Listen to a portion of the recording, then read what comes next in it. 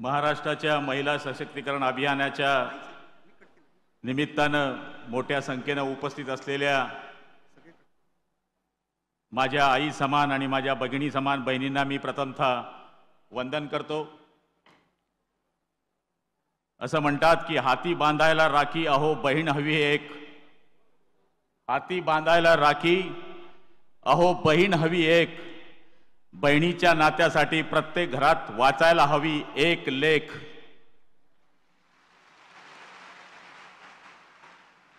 आज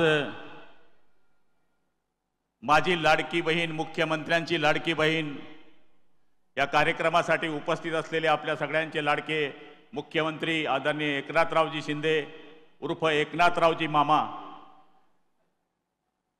व्यासपीठावर उपस्थित आदरणीय नामदार उपमुख्यमंत्री देवेंद्रजी फडणवीस साहेब, नामदार अजित पवार साहेब, आदरणीय गिरीश भाऊ, आदरणीय अनिल भाऊ, सगळे सन्माननीय आमदार, बंधू भगिनी आणि माझ्या लाडक्या बहिणींनो, मी प्रथमतः आदरणीय शिंदे साहेबांचं आपल्या जिल्ह्यामध्ये आणि उपमुख्यमंत्री दोघांचं या ठिकाणी खूप खूप स्वागत करतो।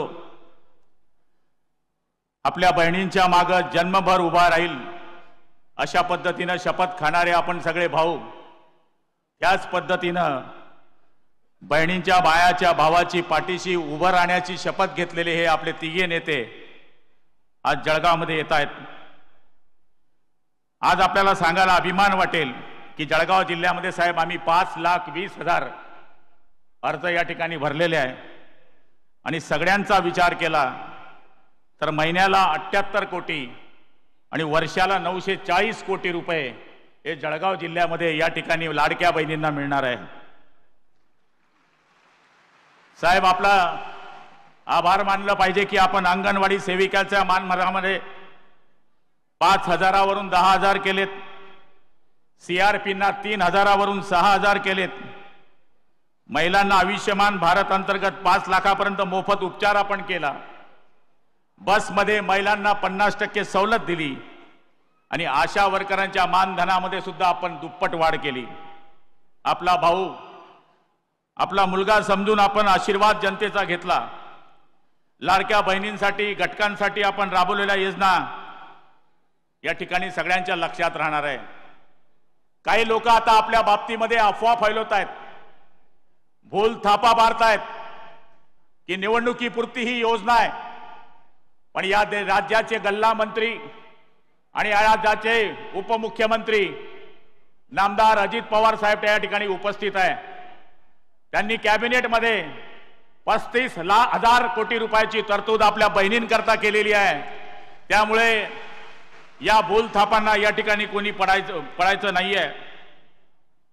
आपल्याला माहिती आहे आता या बहिणी जर आमच्या मागे उभं राहिल्यात, या बहिणी आमच्या मागे उभं राहणार आहे। 3 महिन्यांनी आमच्या निवडणुका येत आहेत आणि समोरच्यांना माहिती आहे की त्यांचे घोडे फरार आणि टांगा पलटी होणार आहे, हे आमच्या बहिणींनी या ठिकाणी ठरवून घेतलेलं आहे। आज या जळगाव जिल्ह्यामधल्या या 3-4 दिवसाच्या केलेल्या आयोजनामध्ये, या कार्यक्रमामध्ये आपण पाहिलं असेल की उत्स्फूर्तपणे या आमच्या सगळ्या बहिणी या ठिकाणी उपस्थित राहिलेल्या आहेत। या जळगाव जिल्ह्यामध्ये आपण सगळ्यांना जी योजना महाराष्ट्रामध्ये दिल्या, सगळ्यात जास्त महाराष्ट्रामध्ये योजना जर या 2.5 वर्षामध्ये दिल्या गेल्या असतील तर त्या महिलांकरता दिल्या गेल्या। मग महिलांना अर्ध तिकीट असेल, जन्माला आली मुलगी तिच्या पहिल्या वर्षाला 5,000 रुपये, तर ती 18 वर्षाची होईपर्यंत 1,01,000 तिच्या अकाउंटवर जाणं असेल। त्याचप्रमाणे मुलगी जन्माला आल्यानंतर तिला शिक्षणाला आपल्याला टेन्शन असतं, तर तिचं शिक्षण मोफत असेल। आणि त्याचबरोबर माझ्या लाडक्या बहिणीला 1,500 रुपये महिने असतील। हे सगळ्या योजना आमच्या या मुख्यमंत्री आणि उपमुख्यमंत्र्यांनी दिलेल्या आहेत।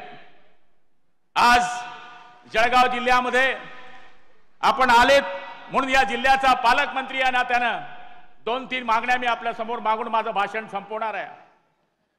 काही बातम्या आदरणीय देवेंद्र भाऊ नारपारच्या बाबतीमध्ये या ठिकाणी फैलवल्या जात आहेत की नारपार योजना घुसाळली गेली, काही 30-35 तोडके आता इथे बाजूला उभे होते, ते झेंडे घेऊन आले पण झेंडे घेऊन वापस गेले.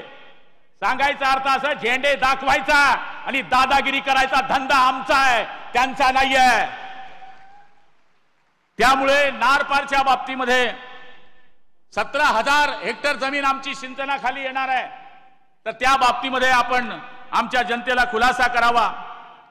चोपडा आणि यावल तालुक्यामध्ये आदरणीय आमदार लताताई सोनवणे आणि आमच्या सगळ्यांच्या पाठपुराव्यामुळे आपण 500 कोटी रुपये सिंचनाकरता दिले, त्याबद्दल मी आपले सुद्धा आभार मानतो.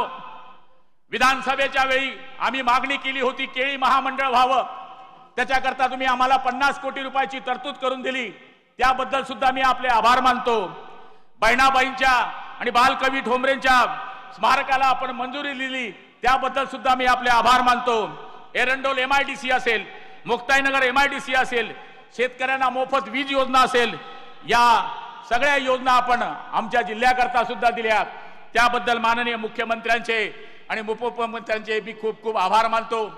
वेळ भरपूर झालेला आहे. 12 वाजेपासून महिला या ठिकाणी आलेल्या आहेत आणि 12 वाजेपासून महिला आलेल्या असून सुद्धा एकही महिला इथून जायला तयार नाही आहे.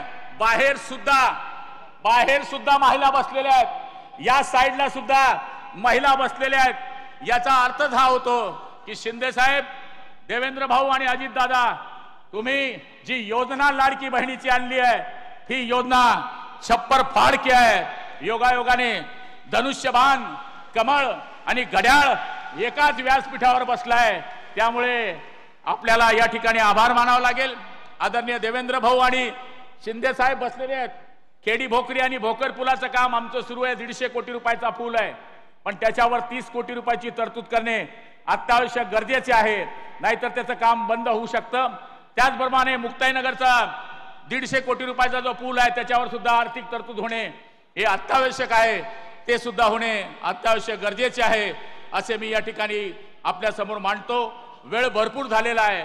पालकमंत्री आणि त्यानं आदरणीय जिल्हाधिकारी असतील, आदरणीय CO साहेब असतील, त्याचप्रमाणे आदरणीय आमचे PWDचे सगळे अधिकारी असतील आणि मुंबईहून आलेली आदरणीय शिंदे साहेब आणि त्यांची सगळी टीम असेल, यांच्या मेहनतीमुळे आज हा कार्यक्रम मोठ्या उत्साहामध्ये या ठिकाणी साजरा होतोय.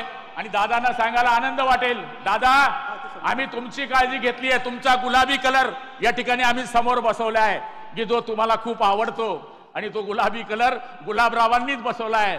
त्यामुळे 100% पुढच्या काळामध्ये आपलं भलं झाल्याशिवाय राहणार नाही, असं या ठिकाणी वाटतं. आपण सगळेजण आपण या ठिकाणी आलात, त्याबद्दल मी आपल्या सगळ्यांचे आभार मानून माझे 2 शब्द संपवतो. जय हिंद, जय महाराष्ट्र. ABP माझा, उघडा डोळे बघा नीट.